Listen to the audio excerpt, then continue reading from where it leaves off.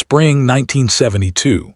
The California coastline stretched endless and wild that afternoon, not the crowded, tourist-heavy beaches of Santa Monica or Venice. This was different, hidden. A narrow strip of sand tucked between jagged cliffs, reachable only by those who knew the winding trail down through the rocks. I was there because Bruce Lee had asked me to come along.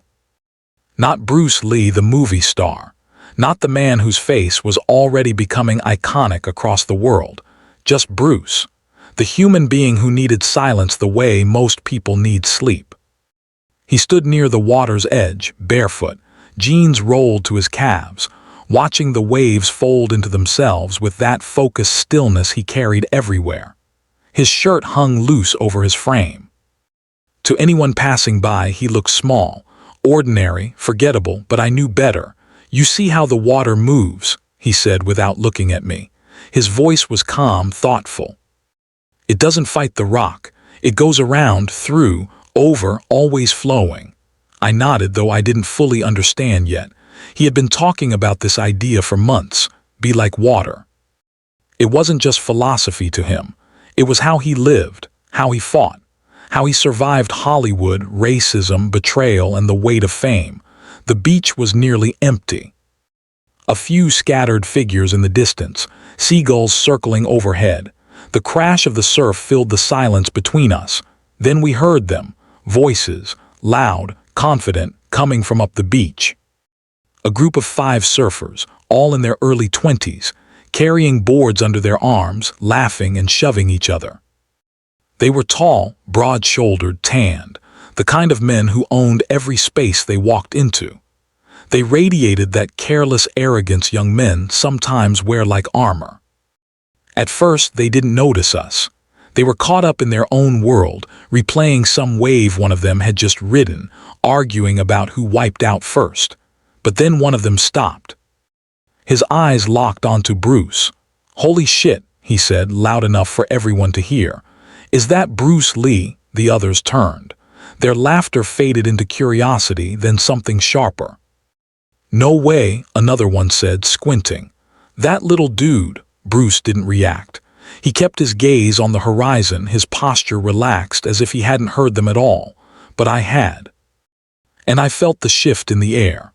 The first guy, clearly the leader of the group, stepped forward. Blonde hair, cocky grin, the kind of guy who had never been told no in his life. "Hey," he called out. "You really him, the Kung Fu guy?" Bruce turned slowly, his expression neutral, polite even. "I am," he said simply. The surfer laughed, glancing back at his friends. "No shit. We were just talking about you, man. Saw your movie. What was it called? Fists of Fury." "The Big Boss," Bruce corrected gently. Right. "That one?" The guy stepped closer, his board still tucked under one arm. "Pretty wild stuff. All those flips and screams and breaking boards." His tone wasn't quite mocking. Not yet, but it was close. "It's not about breaking boards," Bruce said quietly. "It's about understanding movement, efficiency, awareness." The surfer smirked. "Yeah, so like you could actually do that stuff." "In real life," Bruce didn't answer immediately. He just looked at the guy, steady and calm. "If I had to," he said. One of the other surfers laughed. "Come on, man. No offense, but you're like 5'0". My little brother's bigger than you." The others joined in, chuckling, feeding off each other's energy. The blonde guy grinned wider. "I'm just saying, dude, Kung Fu looks cool on screen, but out here, in the real world, I don't know, man, feels like movie magic." Bruce tilted his head slightly, still calm, still present. "You think strength is only about size?" he asked. "I think it helps," the guy shot back, flexing his arm jokingly. His friends laughed again. Bruce didn't smile, he didn't frown, he just watched. I could feel my pulse quickening. I knew Bruce didn't want this. He had come here to escape exactly this kind of attention, but these guys weren't letting it go. "Look," the blonde surfer continued, stepping even closer now. "I'm not trying to disrespect you. I'm sure you're fast and all that, but come on. You really think you could take on like a real guy? Someone who actually works out, lifts, fights for real?" Bruce's jaw tightened just barely. I don't need to prove anything, he said, his voice still even. Right, the guy said, nodding mockingly. Because it's all in the movies, huh? One of the other surfers, a stocky guy with a thick neck, stepped forward. Dude, just admit it. Kung Fu's fake. It's choreography, it's dancing. That word hung in the air, dancing. Bruce's eyes sharpened, not with anger, with focus. You think what I do is fake? He asked, his tone lower now. I think it's Hollywood, the blonde guy said, shrugging. And out here on this beach without cameras and stunt guys, I think you're just another small dude who got lucky. The tension was thick now. Suffocating, I wanted to say something, to step in, but I knew Bruce wouldn't want that. He took a slow breath, then he spoke. You want to see if it's real? He asked, his voice barely above a whisper. The surfer grinned. Hell yeah. Bruce looked at him for a long moment, then he nodded once. All right. The blonde surfer's grin widened. He dropped his board onto the sand with a dull thud, brushing his hands together like he was about to do something casual, something easy. His friends circled in closer, forming a loose half-ring around us. They weren't threatening yet, just entertained. This was a show to them, a story they'd tell later at a bonfire. Bruce stood still, hands at his sides, feet planted in the sand. He looked smaller than ever in that moment. The surfers towered over him, broader, heavier, louder. But I had seen Bruce move before. And I knew what was coming. So what, you want me to throw a punch or something? The blonde guy asked, rolling his shoulders. See if you can block it. If you want, Bruce said calmly. The guy laughed. All right, man, your funeral. He squared up, fists loose, bouncing on his toes like a boxer. He wasn't trained, but he was confident, strong, used to winning. Don't actually hit him, bro, one of the other surfers said, half joking. We don't need a lawsuit. Relax, the blonde guy said. I'm just gonna test him. Bruce didn't move. Didn't shift his stance, didn't blink. Whenever you're ready, he said softly. The surfer hesitated for a second, maybe sensing something he couldn't name. Then he shrugged it off and threw a punch. Not a wild one, a real one. Fast, aimed at Bruce's shoulder, meant to push him back, prove a point. It never landed. Bruce's hand moved so quickly I almost didn't see it. He deflected the punch with his left forearm, redirecting the force past his body, and in the same motion, stepped inside the surfer's reach. His right hand came up, fingers extended, stopping an inch from the guy's throat. Everything froze. The surfer's eyes went wide, his breath caught. Bruce held the position for 1 heartbeat, 2. Then he stepped back, lowering his hand. That's called a stop hit, Bruce said quietly. In a real fight, you'd already be down. The surfer blinked, his cocky grin gone. He touched his throat instinctively, even though Bruce hadn't made contact. What the hell? He started, but before he could finish, one of his friends stepped forward. The stocky guy with the thick neck. Dude got lucky, he muttered. Let me try, Bruce sighed. You don't have to. Yeah, I do. The stocky guy didn't wait for permission. He lunged forward, trying to grab Bruce by the shoulders, clearly planning to use his size advantage. Bruce sidestepped, smooth, effortless, like water. The guy stumbled forward into empty space, his momentum carrying him past where Bruce had been a split second before. Bruce turned with him, placing one hand lightly on the back of the guy's neck and guiding him down into the sand. Not hard, not violent, just controlled.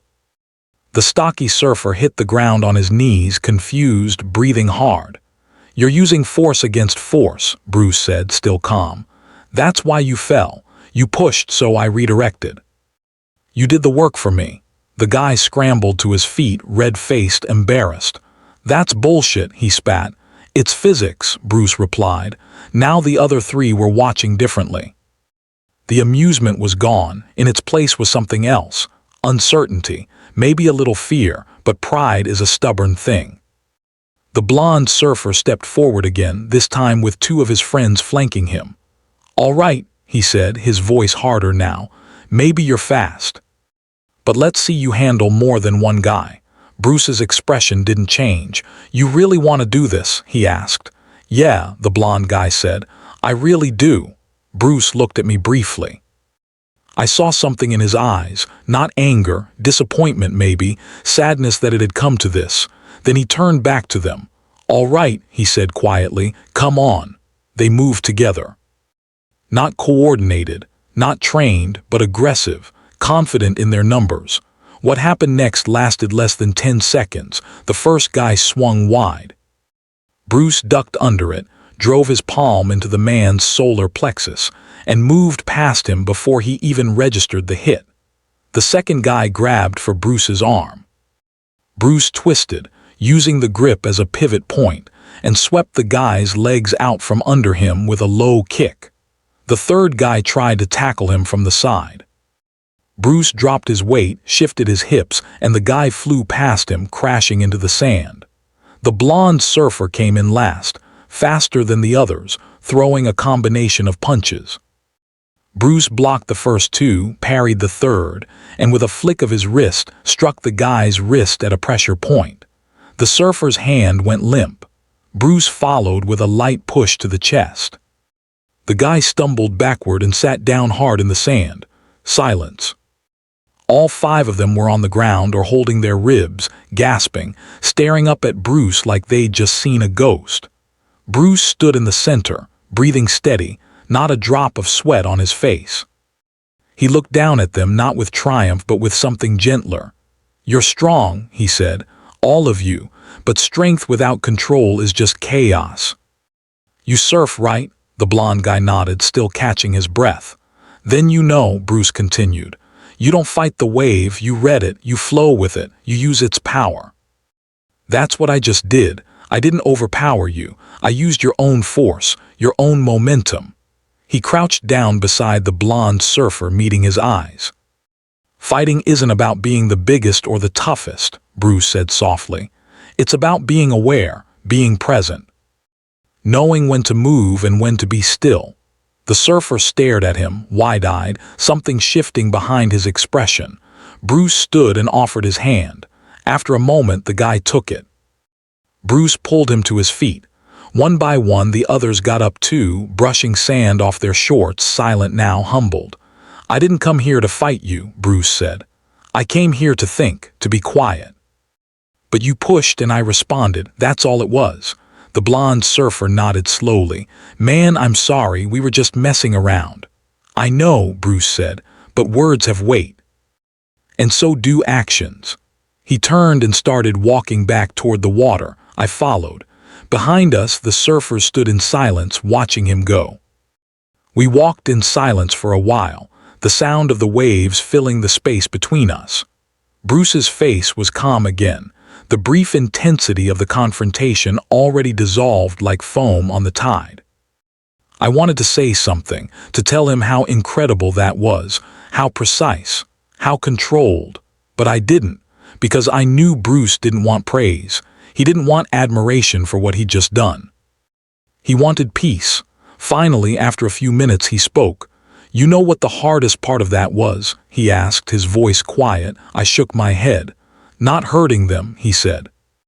I looked at him surprised. "I could have," he continued, "easily, but what would that prove? That I'm dangerous.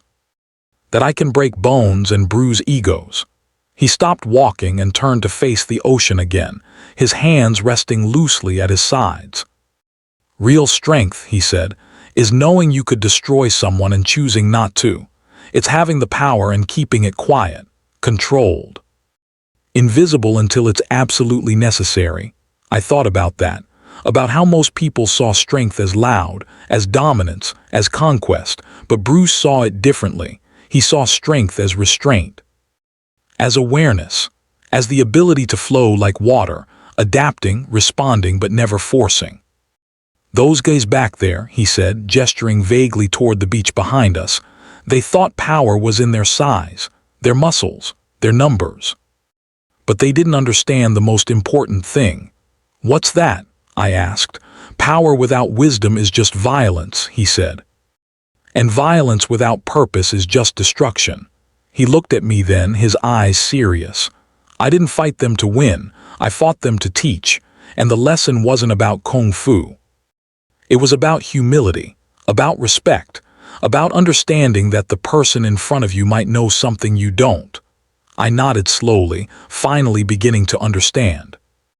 Bruce turned back to the water, watching the waves rise and fall in their eternal rhythm. "You know why I love the ocean?" he asked. "Why?" "Because it's honest," he said.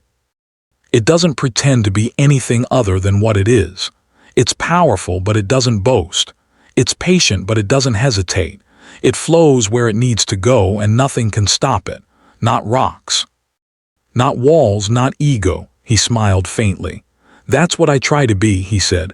"Not the strongest, not the fastest, just honest, present. Responsive." We stood there for a long time, just watching the water. Behind us, I heard footsteps in the sand. I turned and saw the blonde surfer approaching, alone this time. His expression was different now, open, almost vulnerable. "Hey," he said, stopping a few feet away. I wanted to say thanks." Bruce looked at him, curious. "For what?" "For not making me look like an idiot," the surfer said. You could have embarrassed me in front of my friends, but you didn't." Bruce shook his head. "That's not who I am." "I know that now," the guy said, "and I'm sorry for what I said, for pushing you. I was being a dick." Bruce nodded. "You were, but you learned. That's what matters." The surfer hesitated, then extended his hand. Bruce took it. They shook, and for a moment something passed between them, an understanding, a mutual respect. "Can I ask you something?" the surfer said. "Go ahead." "How do you stay so calm? Like, even when we were coming at you, you didn't look scared, you didn't even look mad." "You just were," Bruce smiled. "Because I wasn't fighting you, I was responding to you. There's a difference." "I don't get it," the guy admitted. "When you fight," Bruce explained, "you're resisting. You're pushing against something. That creates tension, conflict, anger. But when you respond, you're just flowing with what's already there. You're not adding anything. You're just redirecting it." The surfer thought about that, nodding slowly. "Like surfing," he said. Bruce's smile widened. "Exactly like surfing." The guy laughed, a real laugh this time, free of arrogance. "Man," he said, shaking his head, "I thought kung fu was just movie stuff, but it's not, is it?" "No," Bruce said. "It's not, it's philosophy. It's life," Bruce corrected. "Philosophy is just the words, life is the practice." The surfer nodded again, clearly processing. "All right," he said finally. "I'll let you get back to your piece, but seriously, thank you." "You're welcome," Bruce said. The surfer turned and walked back toward his friends, who were still sitting on the beach, watching from a distance. Bruce and I stood there a while longer. "You think he'll remember this?" I asked. Bruce shrugged. "Maybe, maybe not, but that's not the point." "Then what is?" "The point," Bruce said, "is that I showed him something he didn't know existed, a way of being that's quieter than ego. Softer than aggression, stronger than force." He looked at me. "That's all we can do," he said. "Show people the possibility. What they do with it is up to them." I nodded.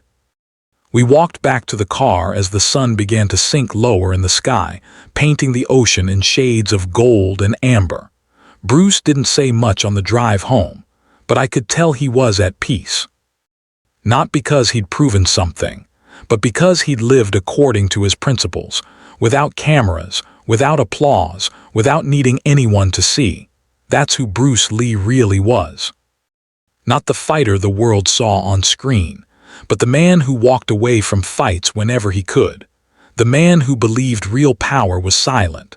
The man who flowed like water. And that afternoon on the beach, in front of 5 strangers who would never forget him, he showed them what that really meant. Not with words, but with presence, with restraint, with wisdom. And that, more than any punch or kick, is the lesson Bruce Lee left behind. Not how to fight, but how to be. How to move through the world with awareness, humility, and strength that doesn't need to prove itself. Because true power doesn't shout, it whispers. And when the time comes, it flows, like water.